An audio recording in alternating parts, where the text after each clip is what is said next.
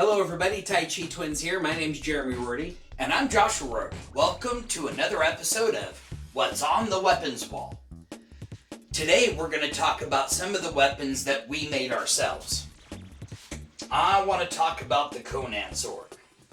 This one we had designed to look like the sword from Conan. I think we got pretty close. We had worked for a while at our friend's dad's shop. When we were kids, we'd just go and clean the machines and make a little bit of money so that we could go and buy cap guns. We liked our cap guns. But eventually, we spent enough time there that he got comfortable enough to teach us how to use the machines. And eventually, we bought some straight bars of spring steel. Spring steel is a very good steel. 5160 spring steel is what this is made out of. So it is hardenable, but it also is able to retain its flexibility. Once we had the edge machined in and the fuller machined in, we sent it up to Portland to have it professionally tempered. So the hardness on this weapon, we're going to talk about these later. These weapons, the Tiger hooks and the Claymore, are made out of tank armor.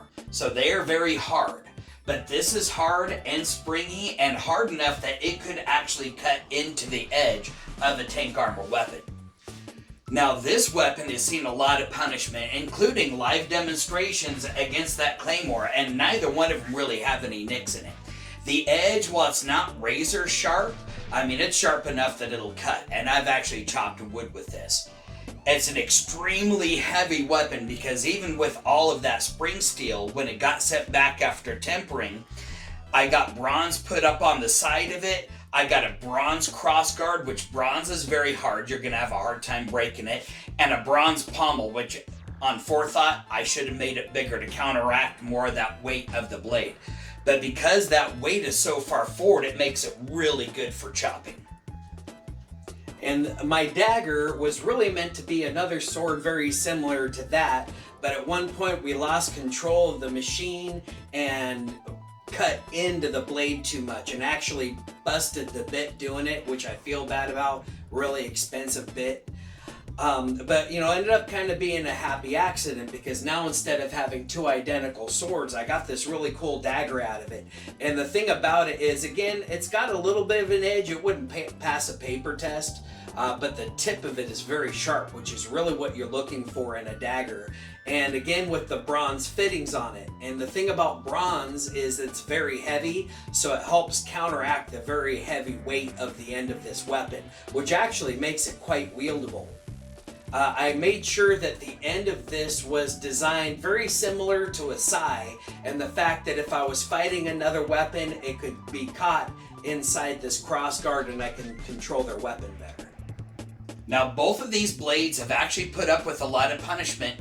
Let's see how much more they'll put up with when we throw them. The short sword is 18.5 inches overall, with a 13-inch blade that's almost 1.5 inches wide. The blade is made from a tempered 5160 spring steel and has brass fittings. Even though it is a shorter sword, it weighs in at a whopping 980 grams, which is actually heavier than many of the full-length swords that we've already thrown. Because of its mass, Jeremy doesn't have to throw the dagger very hard to get it to stick. When he starts to use some of the more forceful throws, it actually shakes the target.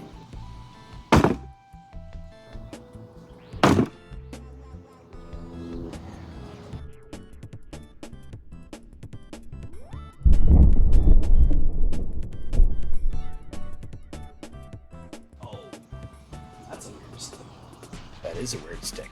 Have you gotten any weird sticks during your knife throwing training? Please leave a comment and post a picture.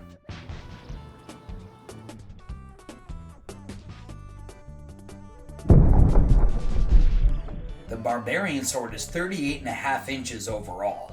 The blade is 29.5 inches long and a little over 1.5 inches wide.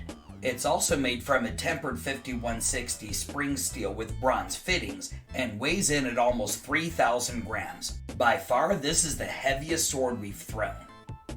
I actually brought the sword with me to my high school woodshop class to make the sheath. This was back when you could do that kind of thing and not raise any eyebrows. The scabbard is made out of pine with a pant leg from a recycled pair of jeans stretched over the top. The belt loop was custom made for me by a friend who was really into leatherworking. The belt is just some old leather belt that I got from a thrift store. I also found a historically accurate Star Wars belt buckle to go with it.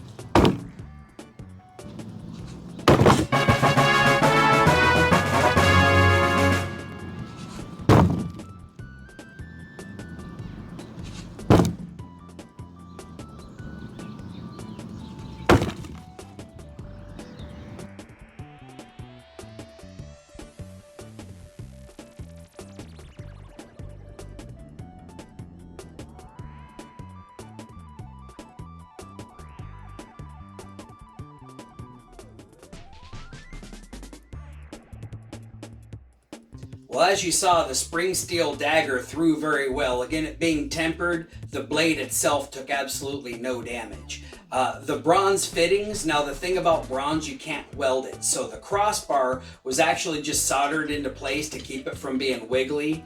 The handle itself is just a crushed down piece of round channel iron. We crushed it down to where it fit nicely in the hand, but then it's welded into place. So the whole knife is very sturdy. This is a little bit more wobbly than it was before. It was a little wobbly to begin with.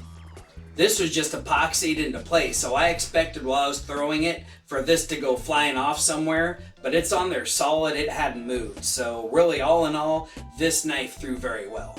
The sword did as well. Now, of course, you saw the pommel did pop off. Same thing. We made these back when we were teenagers. And we were not weaponsmiths. We did the best we could, but these, we just designed to be epoxied on, which, for the most part, worked. But one time, I hit it enough to be able to just break that epoxy off. This is all going to go back together. The handle came a little bit undone, but like we've mentioned in our other knife throwing videos, the handle's always going to come undone. But like he said, these were made to be bomb-proof. I mean, the pommel came off. There's no way the rest of this is coming off because it's been welded on there. It's not going anywhere. Altogether, again, I think it did very well for throwing, but the weight of it, you could definitely see as it threw how fast its elevation dropped.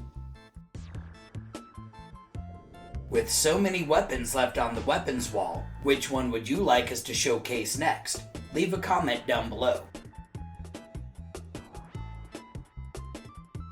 As with any skill, it takes practice and proper training to get good at it. So make sure you look for a good school in your area. If you're in Southern Oregon, contact us for our locations and times. Thanks for watching our video. If you enjoyed it, like it and make sure to share that with a friend. Click the subscribe button and then hit that notification bell so you can catch our next exciting video.